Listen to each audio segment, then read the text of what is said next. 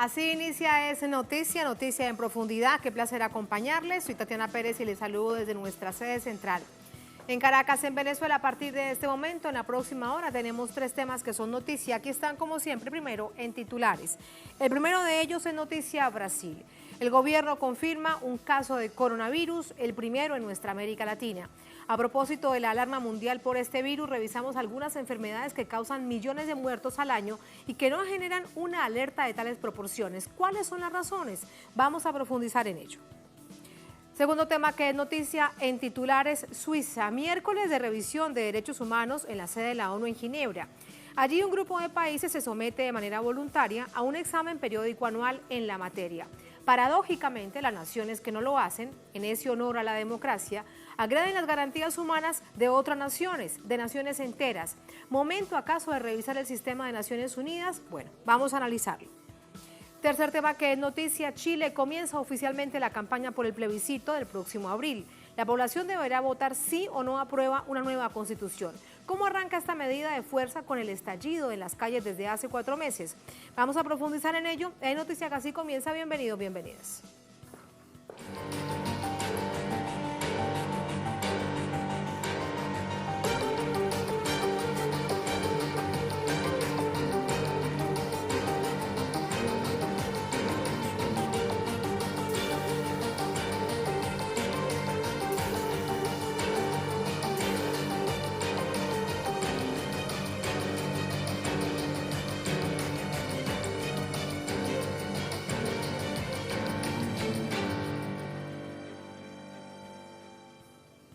En noticia Brasil, en este país suramericano se confirmó el primer caso de coronavirus en América Latina. El mundo se mantiene en alerta con temor por el virus, mientras que millones de personas mueren anualmente por epidemias, otras enfermedades a las que hace tiempo se les ha restado importancia. Vamos a revisar estos hechos.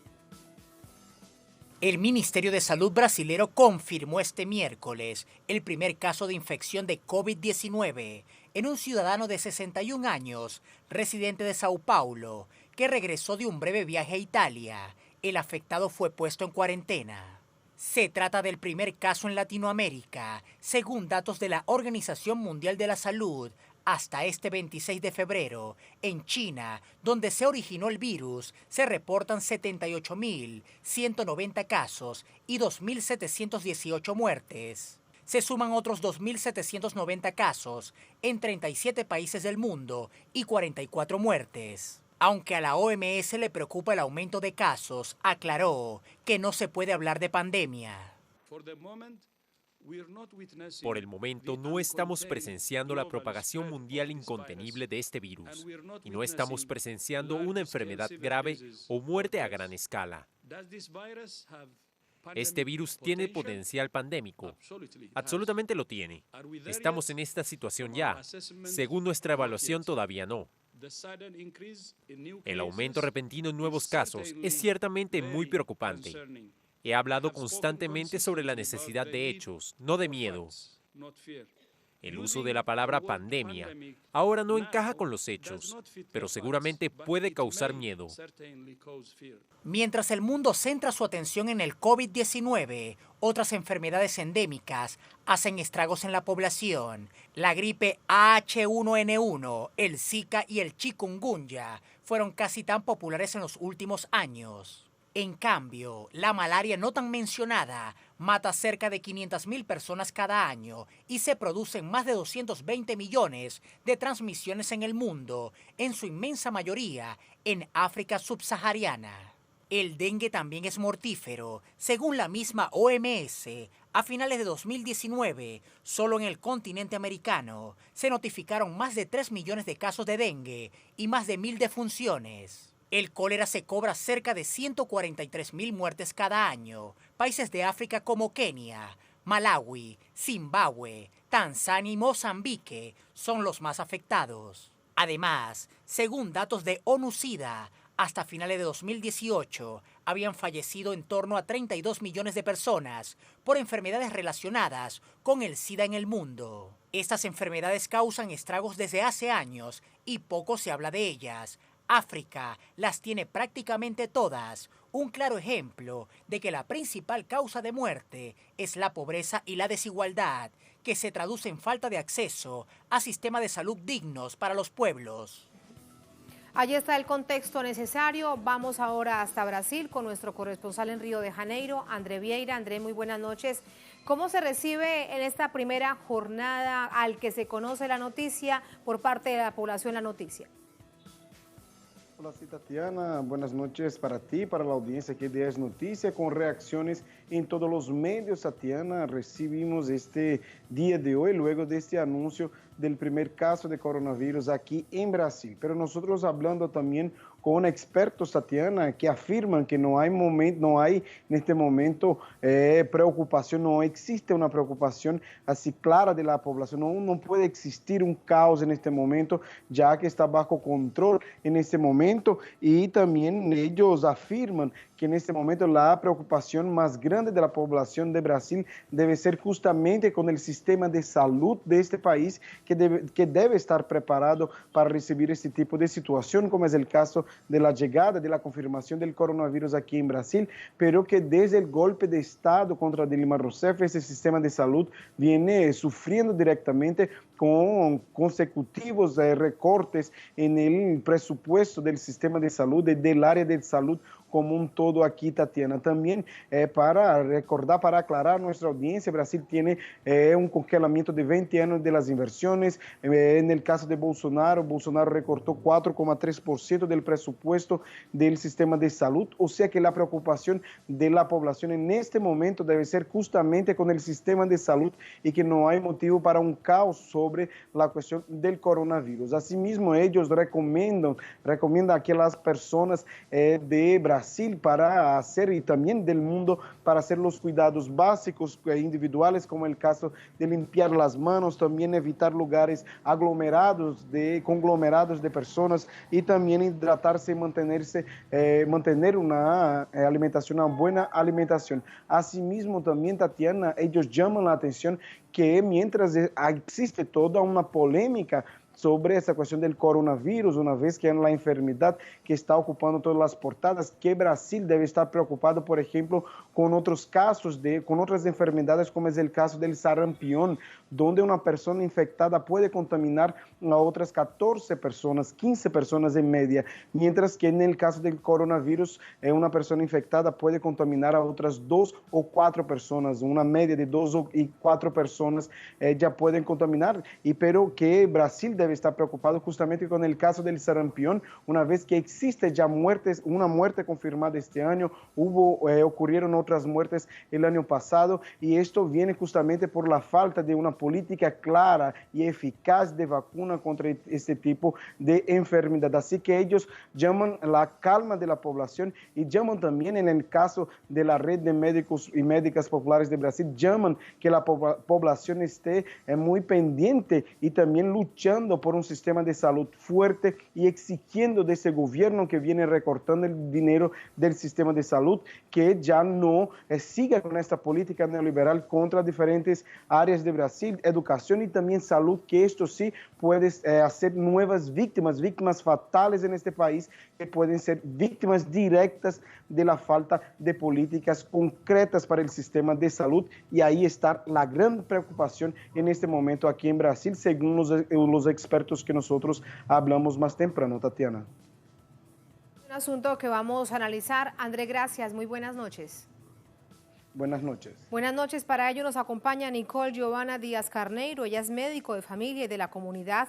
Es miembro de la Red de Médicos Populares de Brasil. Nos acompaña desde Uberlandia para el análisis. Nicole, ¿cómo está? Buenas noches. Gracias por acompañarnos. Sí, buenas noches. Con el primer caso confirmado del nuevo coronavirus desde Brasil y Sudamérica, estamos poniendo una... Y ya hablada por André, que es luchar por el sistema público de salud, que ahora es el responsable por mantener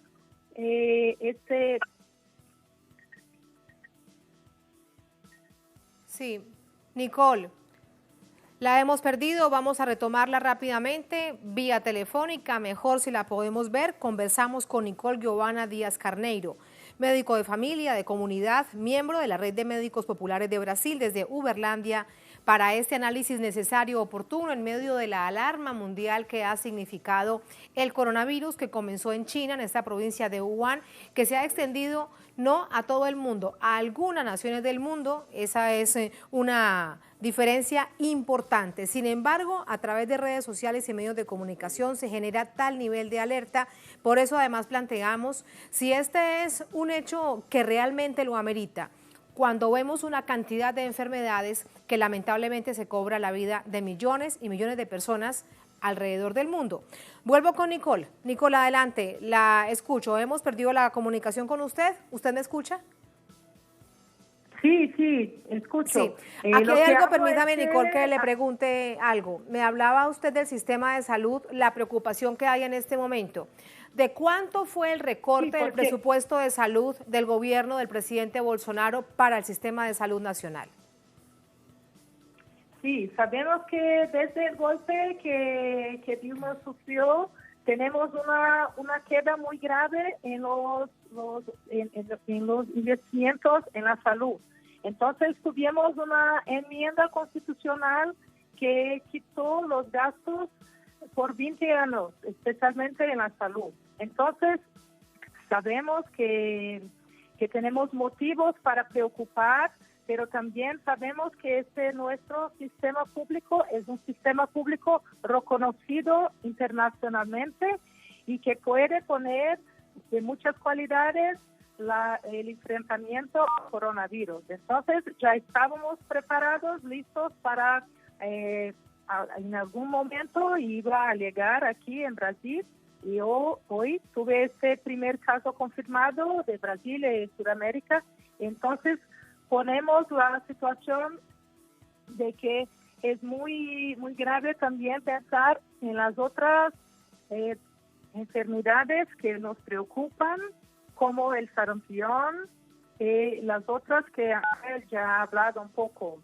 Y también quería hablar la importancia de nuestro sistema, que es un sistema muy reconocido por la vacunación. Tenemos las vacunas de alta calidad y por estos cortes públicos no tuvimos una cobertura vacunal muy grande desde este gobierno que empezó el año pasado. Allí de nuevo que te planteé la pregunta de cuánto ha sido el recorte que realmente se ha sentido al sistema de salud pública en el gobierno del presidente Bolsonaro, que es parte de la preocupación de todo el sistema de salud público, reitero, del país. Si esto realmente afectará y mantendrá los altos niveles de alarma de la población ante esta situación.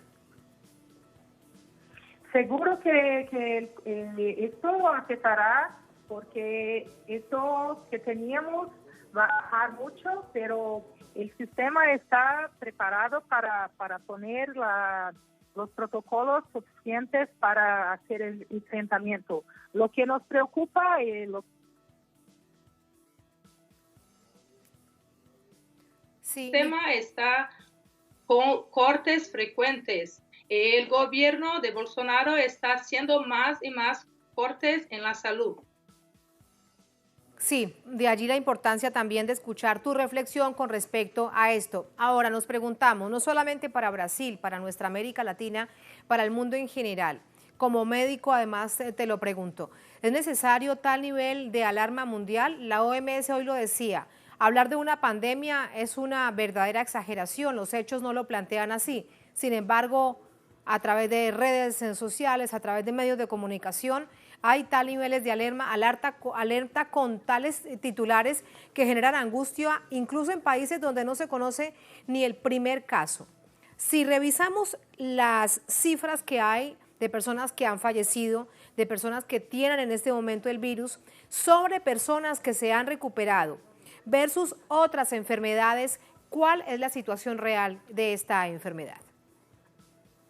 Sí, seguro que la enfermedad del coronavirus es una enfermedad que puede tener desde síntomas muy leves de un resfriado común hasta síntomas más graves de por eso que sabemos que en la mayoría de los casos la mortalidad del virus no es muy alta como sabemos de otras enfermedades. Entonces es una enfermedad que está alastrando por todo el mundo con las migraciones y las movilizaciones de viajes, pero sabemos que esta letalidad no es muy alta cuando hacemos comparación con otras enfermedades que son más letales y más graves. Por eso que la enfermedad del corona, por ejemplo, como el sarampión que estábamos hablando, la capacidad de infectividad es muy alta, más alta que el coronavirus. Si una persona que está infectada de coronavirus puede infectar hasta 4 personas. Por otro lado, una persona que está con la enfermedad del sarampión puede infectar 15 personas o más. Entonces, la capacidad de alastramiento de otras enfermedades, claro que es muy más grave que el coronavirus. Pero tenemos que tener en cuenta que el coronavirus hay que hacer una vigilancia que estamos haciendo en Brasil y otros países de Sudamérica en este momento. Sin duda, las prevenciones y las medidas de carácter público son necesarias ante este y cualquier tipo de enfermedad. Para despedirte, Nicole, la situación con respecto al sarampión, en la que me lo has reiterado, entendemos el nivel de preocupación que hay en el país con esta situación, con esta enfermedad. ¿Hay alguna acción desde el Ministerio de Salud para poder contrarrestar la enfermedad? Me refiero específicamente al sarampión. Específicamente del sarampión, hay un plan nacional de vacunación, de inmunización, que prevé esta vacuna gratuitamente libre para toda población. Lo que pasa es que la oferta de esta vacuna ha disminuido con la disminución de los gastos públicos en salud. Entonces hay una baja cantidad de vacunas disponibles, pero esta vacuna sigue siendo disponible el Sistema Único de Salud y gratuita para la población. Esta es una vacuna que es junta con otras de rubéola y cachumba. Sí, entiendo. Ahí entonces el problema. De nuevo, la falta de acceso con respecto a la disminución de los recursos para la salud pública. Nicole, gracias por ayudarnos a comprender lo que significa la llegada del coronavirus a Brasil. Muy buenas noches. Buenas noches, gracias a ti. Buenas noches. Así nos vamos a la primera pausa en esta emisión de Es Noticia, al volver en Noticia Suiza. Miércoles de revisión de los derechos humanos en la sede de Naciones Unidas en Ginebra. Allí un grupo de países se somete a un examen periódico anual en la materia, pero paradójicamente hay naciones que no lo hacen, que no se someten a ello, pero en honor a la democracia, eso dicen, agreden las garantías humanas de otras naciones, de naciones enteras. Es hora de revisar el sistema. Vamos a profundizar en ello al volver. Estamos en Es Noticia.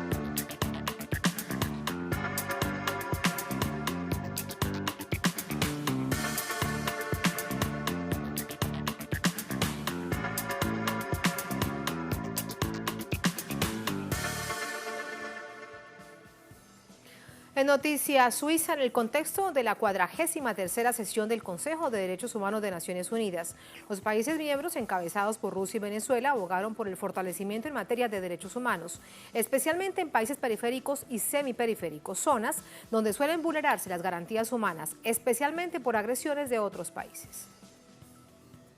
En su habitual sesión anual, la instancia multilateral, conformada por 47 miembros electos por mayoría simple durante la Asamblea General, priorizó la discusión sobre el actual estado de los derechos humanos en Ucrania, Siria, Irán, la República Popular de Corea y Palestina. En ese escenario, el canciller ruso Sergei Lavrov Afirmó que el irrespeto a la soberanía de los países menos industrializados propicia la vulnerabilidad institucional de sus sistemas políticos y jurídicos, lo que genera sufrimiento para sus pueblos. De la misma forma, criticó los ataques de Estados Unidos en contra de cualquier legislación o instancia que fomente la libre autodeterminación de los pueblos. La aspiración de dominar en otros lugares e imponer a la comunidad mundial sus propias reglas en perjuicio de los intereses de otros países y el derecho internacional ha prevalecido recientemente en la política estadounidense. Todos los acuerdos y mecanismos internacionales que obstaculizan dicha dominación son considerados obsoletos y poco eficientes. A propósito, el canciller de Venezuela, Jorge Arriaza, denunció que su país es objeto de este tipo de estrategia.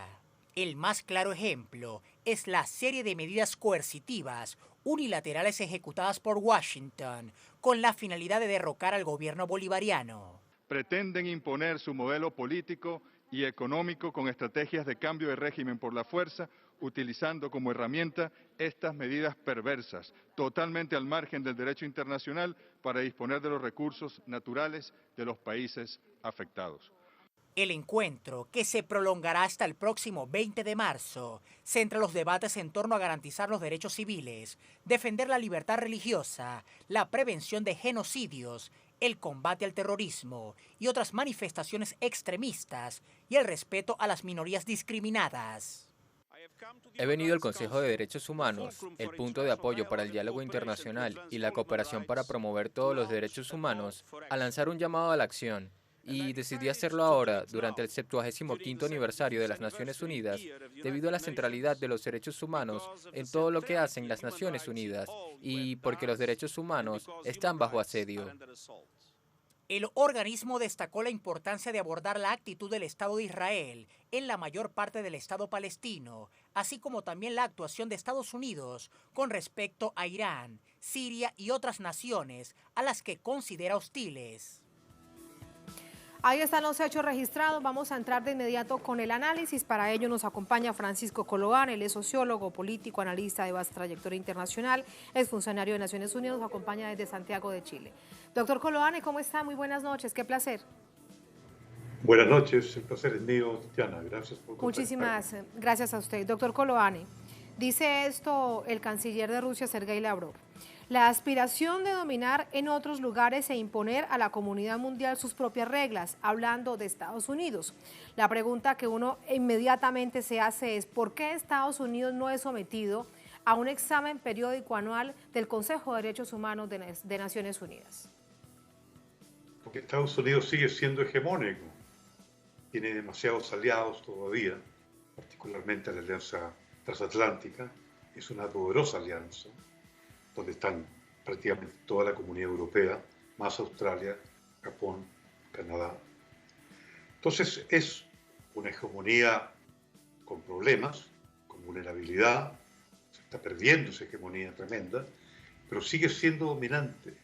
Y eso es lo que hay que tener muy claro. El otro día yo tenía una discusión con un especialista si el mundo hoy día era tripolar, porque estaba China y Rusia de alguna manera conteniendo a Estados Unidos. El mundo no es tripolar, es absolutamente monopolar.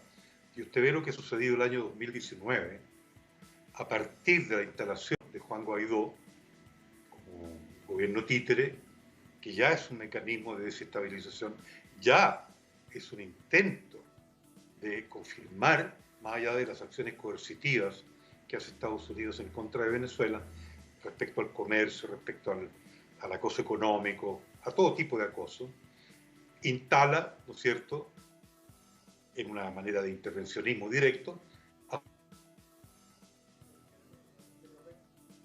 desestabilizante. La guerra comercial contra China se acrecienta, recrudece. Corea del Norte se desmiembra, empieza a deshacer el camino ya logrado, de alguna forma, de una pacificación de la península de Corea, por iniciativa del propio Estados Unidos. Entonces empiezan a ocurrir una serie de situaciones de desestabilización que están directamente relacionadas con los derechos humanos. El asesinato al general Soleimani. Y tenemos una seguidilla de situaciones en Venezuela, en Colombia, en Ecuador, y en Chile, que son desestabilizantes. ¿Quién está diciendo eso? Y ahora el coronavirus en China. ¿Aló? Sí, doctor Coloane, lo escuchamos. Lo escuchamos atentamente. Sí, lo escuchamos vía telefónica por ahora. De hecho, doctor Coloane, retomando parte del discurso de nuevo de Sergei Lavrov, él dice, con respecto, reitero, a Estados Unidos, los acuerdos y mecanismos internacionales que obstaculizan dicha dominación son obsoletos y no eficientes para Estados Unidos, es decir, el mundo a su manera. Sin embargo, sí hay otros grupos que intentan contener esta misma situación. Es algo que vemos de manera permanente, por ejemplo, este mismo discurso de Rusia que acompaña a China y que acompaña a Venezuela.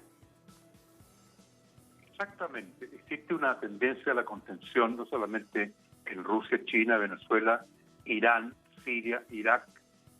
Puedo hablar de Tanzania también, que las resoluciones de Naciones Unidas siempre mantienen una posición neutral o no alineada. También podemos hablar de situaciones muy interesantes en países africanos, también en países asiáticos, que están de alguna manera en el proceso de contención hacia esa hegemonía en Estados Unidos.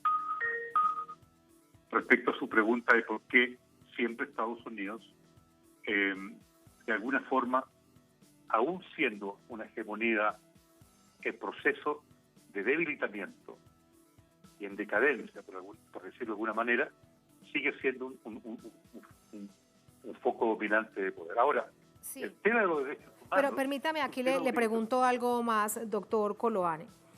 Ese, sin duda, es el escenario, es la hegemonía permanente que se intenta imponer a como dé lugar por parte del gobierno.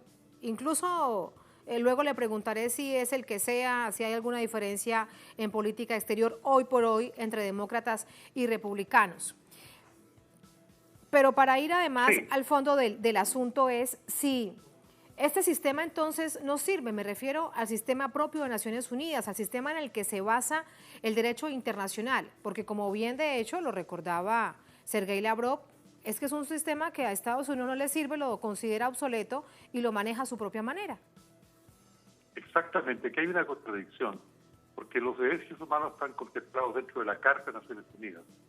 Sin embargo, la Carta de Naciones Unidas es permanentemente violada por el intervencionismo que hace el propio Estados Unidos en todas las regiones prácticamente. Entonces hay una contradicción. Por una parte, utiliza los derechos humanos como herramienta política para fustigar gobiernos, en términos de cambiar regímenes, cambiar gobiernos, desestabilizar. Y la usa como herramienta, digamos, agresiva. Los derechos humanos, por ejemplo, las declaraciones de Pompeo respecto a la acción del organismo de Naciones Unidas, del órgano del Alto Comisionado de Naciones Unidas, cuando critica los asentamientos palestinos y la ilegalidad de esas empresas. Y la respuesta de Pompeo es muy agresiva, es muy desfachatada, por decirlo de alguna manera. ¿Por qué? Porque utiliza un espacio reducido de los derechos. Pero por otra parte, Estados Unidos agrede a Palestina violando la Carta de Naciones Unidas. Y de ese punto de vista creo que el señor Lavrov, el canciller Lavrov, tiene razón, que la Carta Fundamental de Naciones Unidas tiene que ser revista y revisada de un punto de vista, porque hoy día están las transnacionales. Esas transnacionales no existían cuando se redactó la Carta de Naciones Unidas en 1945. Se ha visto que tiene que haber una reforma de Naciones Unidas. Esa es una cosa que hay una cierta unanimidad, pero no se sabe qué tipo de reforma. Hoy día Estados Unidos no respeta el multilateralismo, porque el multilateralismo, es decir, la Carta de Naciones Unidas, es el último recodo posible de derecho internacional, porque no se olvide, Tatiana, que el derecho internacional, de acuerdo a los especialistas en derecho internacional, es un tratado de cortesía, y eso lo sabe todo el mundo, porque no es coercitivo.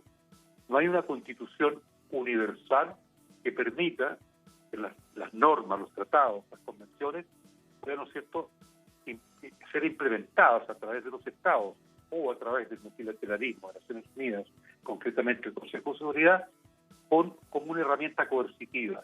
Yo obligo a este estado que haga esto. es muy difícil obligar a Israel a dejar de hacer lo que está haciendo, porque no hay posibilidad de coerción. La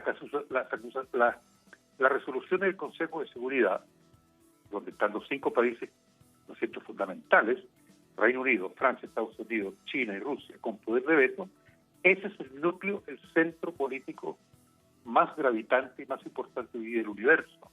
Y eso está tratado. Así, doctor Coloane, sí, pero qué paradójico, lo escucho atentamente, incluso así hay cientos de resoluciones exigiéndole a Israel que como nación ocupante permita sobrevivir al pueblo palestino, con cantidad de resoluciones en materia de derechos humanos, en educación, en salud, en alimentación, en el ingreso a través de las zonas fronterizas, etcétera, etcétera. Pero es Estados Unidos el que siempre termina protegiéndolo. Usted decía además algo que resulta como clave para el entendimiento de nuestra audiencia. Estados Unidos utiliza los derechos humanos como un asunto de carácter político. ¿Naciones Unidas también utiliza los derechos humanos como un asunto político? Sí, absolutamente. Depende de la presión interna y la correlación de fuerza que exista dentro de una determinada periodo de la Asamblea General. Es decir, en el Consejo de Seguridad no hay trampa. Hay 2 posturas muy claras, que es la de China y Rusia por un lado, y Reino Unido, Francia y Estados Unidos por otro lado. Respecto a sancionar a Israel, obviamente que es 3 contra 2. Y obviamente que las opiniones de China y Rusia son minoritarias en los países con el poder a veto. Entonces estamos en una situación de un callejón sin salida. Es muy difícil, al no existir un elemento coercitivo. Ahora, ¿cuál es el elemento coercitivo? De nuevo, es una resolución del Consejo de Seguridad que recae nuevamente en los 5 países con poder a veto, que son los que ya nombré. Entonces no se va a poder intervenir nunca Israel para que Palestina tenga una vida justa, lo que hay de Estado de Palestina, una vida justa.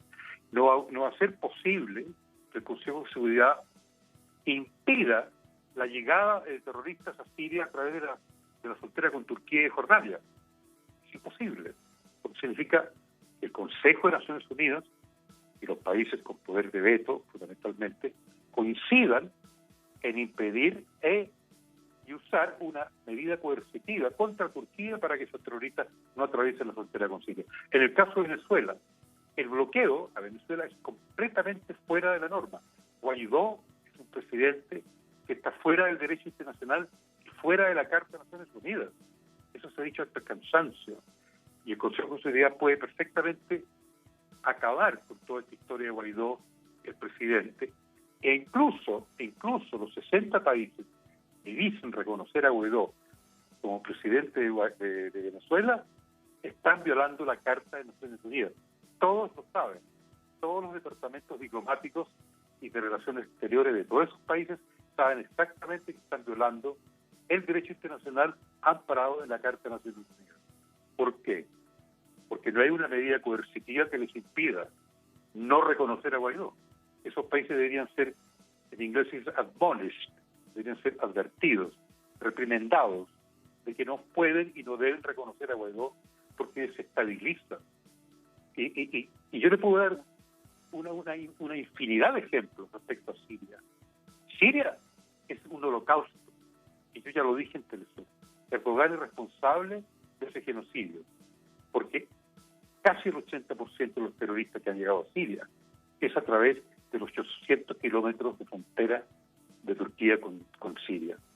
Y eso el Consejo de Seguridad no puede aplicar una medida coercitiva en contra de Turquía. ¿Por qué? Por el Reino Unido, Francia, Estados Unidos, que están comprometidos con Turquía en el envío de terroristas. Entonces es una situación prácticamente un callejón sin salida, y a mí me parece que lo del canciller Lavrov ya es un inicio de que eso tiene que remediarse de alguna manera, porque yo le digo una cosa, Tatiana, tampoco le conviene a Estados Unidos. En el propio manejo de su propia hegemonía, esa carta, ellos mismos reconocen que no les sirve, pero no les sirve en un sentido de intervencionismo, no les sirve en un sentido de mayor intervencionismo flagrante, ¿no es cierto? Realmente desestabilizador de forma completa. Sin embargo, si Estados Unidos pudiera asumir un rol hegemónico de liderazgo positivo, constructivo, en función de los negocios, por último, que le conviene la reformulación Eso de la sería, Carta. doctor Coloane, pensar en que la política exterior de Estados Unidos cambie diametralmente 180 grados si uno realmente no se lo imagina. Ni siquiera porque lleguen los demócratas y incluso algunos de los que dicen que es el más progresista desde dentro del Partido Demócrata. Hay algo más que es importante para discutir cuando quedan claros estos puntos, y es lo que se ha denunciado por parte justo de Venezuela, de Cuba, de otras naciones allí, en este espacio del Consejo de Derechos Humanos de Naciones Unidas. Calificar con todos los argumentos que el bloqueo, por ejemplo, de Estados Unidos a Venezuela y Cuba es un crimen de lesa humanidad. Pero fíjese usted que paradójicamente estas naciones que llegan, que se someten al examen periódico anual, luego esos mismos informes son utilizados de manera política para seguir atacando a los gobiernos. Entonces, la viabilidad o no de seguir yendo cada año a que esta situación se mantenga como un círculo vicioso. Sí, el círculo vicioso está establecido porque esta es una lucha, digamos, como ya explicaba, de monopoder, en donde su hegemonía está siendo amenazada, y ese poder hegemónico que es Estados Unidos usa medidas extremas para poder mantener esa hegemonía, que gradualmente esa hegemonía está desfalleciendo, está ya en franca decadencia, no es terminal, porque hoy día todavía India, Rusia, China, los BRICS, es decir, y otras formas de reacomodo, ¿no es cierto?, de los equilibrios internacionales están en formación. Estamos en una etapa de transición. Y Estados Unidos, a mí me da la impresión de que al interior, cuando usted me dice que la visión idealista mía, un Estados Unidos diferente, cuando inicia Trump su periodo, tenía una idea de orden mundial a partir del poderío nuclear con Rusia, y de decir, aquí están las cartas del poder mayor, que son los dos poderes nucleares mayores. A partir de arriba, de la pirámide, empezar a construir un orden mundial con prosperidad para todos, pongámoslo en esos términos, sin intervencionismo, y en donde se generen más recursos, mayores posibilidades en un ámbito pacífico. A Trump no le dejaron hacer ni un centímetro de ese diseño que él tenía, que lo tenía antes de ser elegido presidente. ¿Quién es? La socialdemocracia, que lo he dicho permanentemente. La socialdemocracia se ha apoderado de la posibilidad de la negociación, se ha apoderado del espacio político, ¿no es cierto?, o Guerra Fría, o de este periodo que todavía es de Guerra Fría de alguna manera, y no lo ha sabido hacer. ¿Qué es lo que hace Trump? Le dice a Hillary Clinton, ustedes durante 20, 30 años no han hecho nada, hablan y no han propuesto un nuevo orden mundial después del desplome soviético. Y esa es la realidad hoy día. La realidad de las potencias es esa. No hay un nuevo orden mundial, le correspondía al monopoder polar o a esa alianza transatlántica liderada por Estados Unidos montar ese nuevo orden mundial. No han sabido usar todo ese espacio de poder a su disposición durante 30 años. Ellos son los responsables. Entonces ahí hay una falla interna, política, en la coalición llamada Alianza Transatlántica. Y yo le digo, gracias que exista una Rusia más poderosa, gracias que existe una China que reemerge de alguna manera, porque si no, esto, le digo sinceramente, Tatiana, sería un verdadero caos, un verdadero Armagedón, desastre completo a nivel global. Y no se lo digo de forma catastrófica, que la catástrofe está, la estamos viviendo en Chile acá, la catástrofe de alguna manera, y se perfila en algunas sociedades científicas. Y lo que hacen ustedes en Venezuela, dentro de todas las dificultades, dentro de toda la escasez, yo creo que el mundo en general tiene que empezar a mirar con ojos distintos lo que está haciendo el gobierno de Maduro y lo que está haciendo el proceso bolivariano. Y no lo digo como una cuestión de propaganda usando Telesur, porque ustedes son verdes. Lo digo desde un punto de vista analítico, desde un punto de vista de los equilibrios de poder, desde un punto de vista de una mayor ética para hacer política internacional. Yo estoy 100% de acuerdo con Jorge Arreaza, tu canciller. 100%. Él es muy claro, muy específico en eso. Sin duda, es que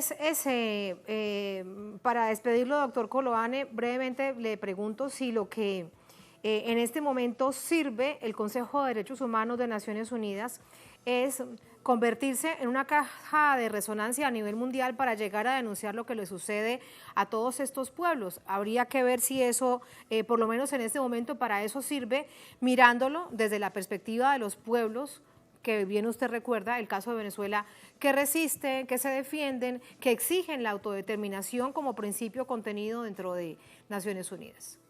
Si tal vez para eso es lo que sirva el Consejo de Derechos Humanos de Naciones Unidas. Sí, y es el espacio que hay, Tatiana. Es lo que hay que aprovecharlo, no hay que descartarlo, pero no hay más que eso. Luane, como siempre, un placer. Gracias por ayudarnos a entender las complejidades de este mundo. Muy buenas noches. Buenas noches, Tatiana. Gracias. Muchas gracias. Así nos vamos a la segunda, última pausa en esta emisión de En Noticia, un Consejo de Derechos Humanos que de hecho continúa con una agenda que ya les contábamos al inicio de este análisis, muy nutrida en materia de derechos humanos desde distintas perspectivas y también con otros asuntos de interés global, como por ejemplo la cumbre que se registraba durante esta jornada en contra de las armas nucleares, buscando una contención para Estados Unidos. Así nos vamos a la segunda, última pausa en esta emisión de En Noticia. Al volver, vamos con las imágenes en Noticia Chile.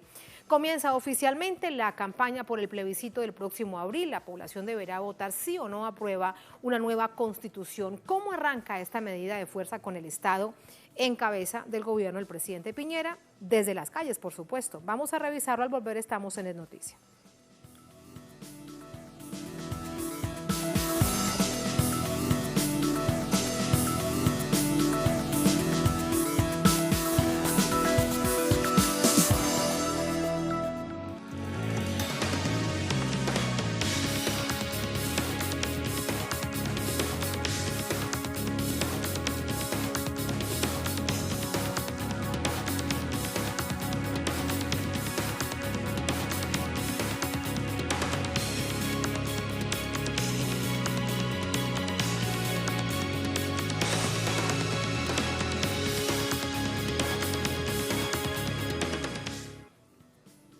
En Noticia Chile, los comandos de las fuerzas políticas y organizaciones sociales iniciaron la campaña de cara al plebiscito constituyente convocado para el próximo 26 de abril.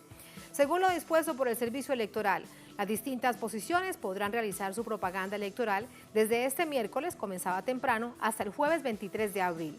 En este sentido, el comando Apruebo Chile Digno convocó a una movilización en la Plaza de Armas para dar inicio a sus actividades. Otras organizaciones han llamado a efectuar cabildos para reflexionar y dialogar sobre un nuevo texto constitucional y promover el voto a favor del apruebo y de la Convención Constituyente. Entre tanto, partidos de derecha y extrema derecha buscarán mantener la actual Constitución, recordamos, impuesta en tiempos de dictadura de Augusto Pinochet.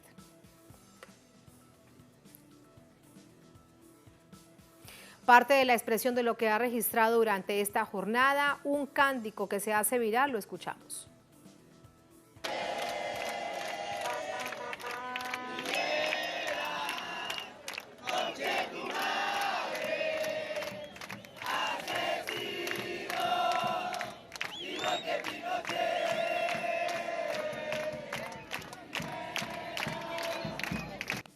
Se escucha durante esta jornada, tal como desde el momento del estallido social hace ya 4 meses, el pasado 18 de octubre, una movilización que ha tenido una cantidad de actividades y este cántico lo teníamos allí porque se ha hecho viral a través de las redes sociales en el inicio de esta campaña por el plebiscito.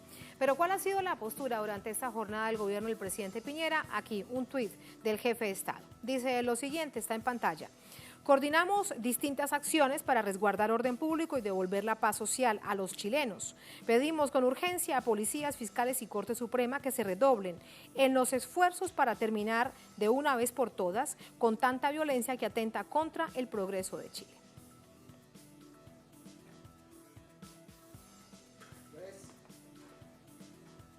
Allí, hecho de esta jornada, vamos a Santiago con nuestra corresponsal Paola Dragni para saber cómo cerró esta primera jornada de campaña. Pao, muy buenas noches, adelante.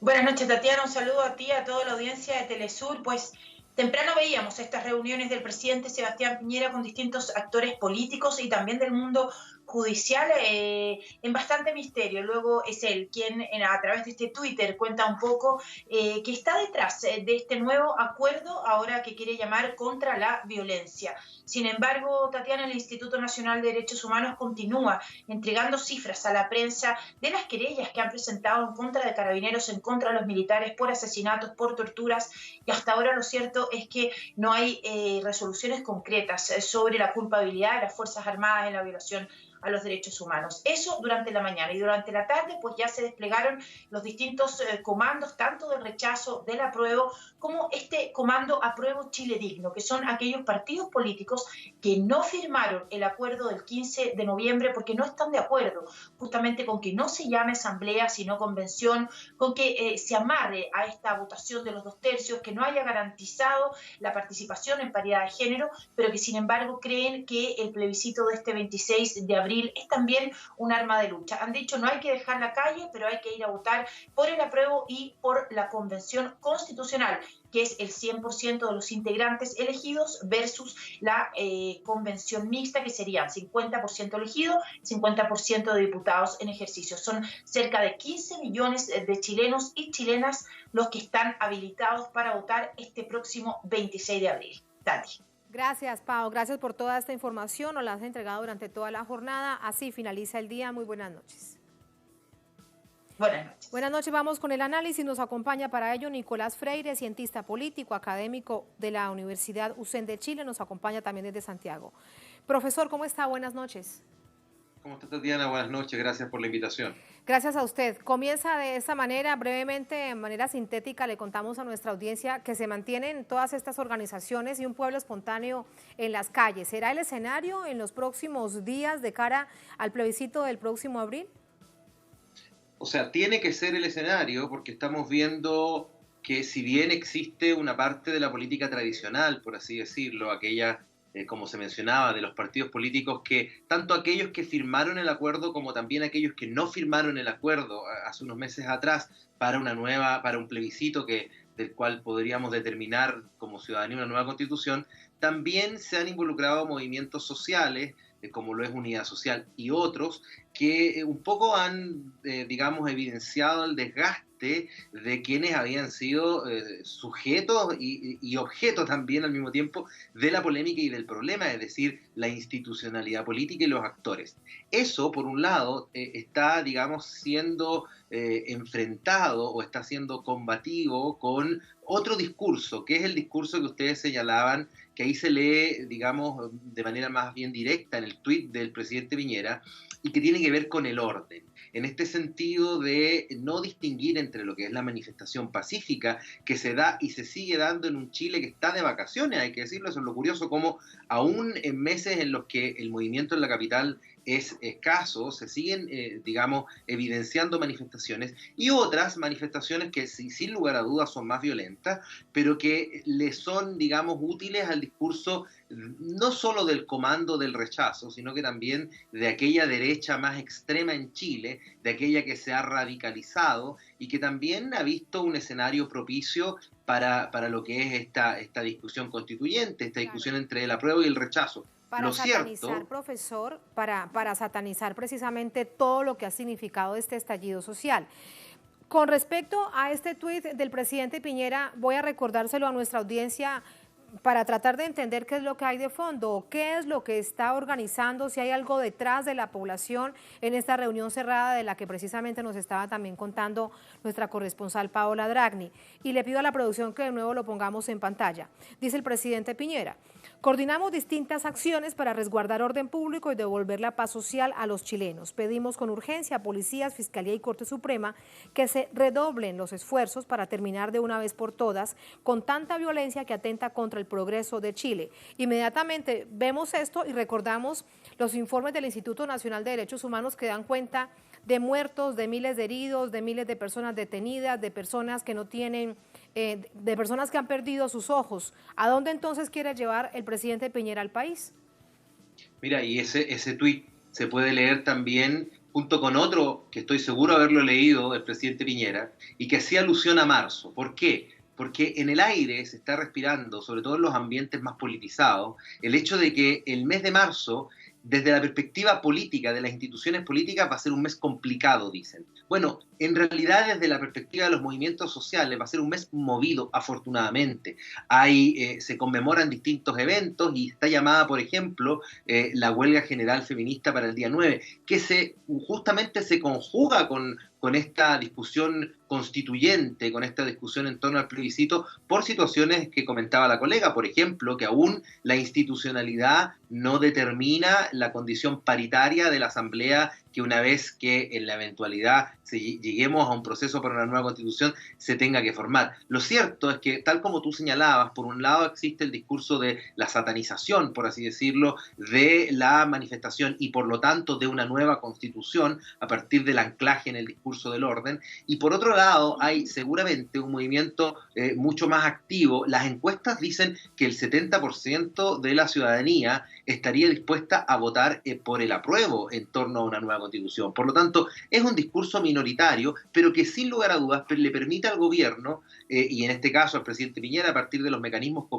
comunicacionales de los que dispone, poner énfasis en otra cosa, casi distraer, quitar la atención en lo que es el vivir el proceso constituyente y volver con el discurso del orden, volver con el discurso de la seguridad, que pareciera ser un discurso de otros tiempos. No estoy hablando, repito, de la violencia, que sin lugar a dudas se da, pero creo que el escenario, lo importante y lo que hoy día políticamente estamos viviendo en Chile se da de cara a un proceso constituyente, y poner el énfasis en el discurso del orden sin siquiera mencionarlo, porque ahí tienes otro elemento, sin siquiera mencionar que hoy día se abre la formalidad de lo que tiene que ver con el proceso constituyente, lo que tiene que ver con la propaganda. Yo creo que deja justamente en evidencia el por qué los acusaban, es decir, esa disintonía, ese alejamiento de lo que se vive en la calle o por parte de la política. Sí, y además, brevemente, quiero pedir esta reflexión para despedirlo, y además, si es que, por ejemplo, Carabineros quiere ir por más después de todo lo que se ha hecho.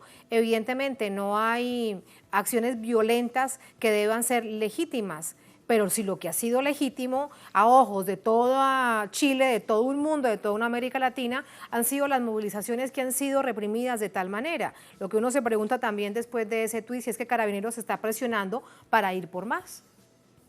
No, y a eso agrégale, yo coincido, comparto lo que estás diciendo, pero a eso además agrego el hecho de los errores comunicacionales que se han llevado a cabo, ya no solamente por parte del gobierno. Hace algunos días atrás, Carabineros digamos, representantes de la institución que hablaban frente a la prensa, digamos, utilizaban el concepto de derechos humanos de una manera tan liviana que dejan en evidencia no solo un poco la suspicacia que tú señalabas, que ir a pasar en marzo al momento de reprimir las manifestaciones, sino que además dejan en evidencia un desconocimiento absoluto de lo que tiene que ver con la preparación en torno al respeto de los derechos humanos y lo que son y lo que significan las violaciones de los derechos humanos en Chile y en el mundo.